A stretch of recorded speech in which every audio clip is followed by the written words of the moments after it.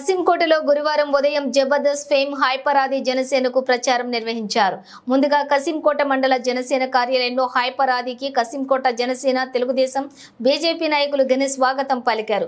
అనంతరం main road మీద ఆంజనేయ స్వామిని దర్శించుకుని కసింకోట మెయిన్ రోడ్ లో ఉన్న వ్యాపార సముదాయాలకు వెళ్లి వ్యాపారస్తులకు, కొనుగోలుదారులకు జనసేన అభ్యర్థి కొణతాల రామకృష్ణ ఎన్నికల ప్రచార కరపత్రాన్ని అందజేసి ఈ ఎలక్షన్లలో జనసేన గ్లాస్ గుర్తుపై ఓటు వేసి కొణతాల రామకృష్ణ అత్యధిక మెజారిటీతో గెలిపించాలని అభ్యర్థించారు.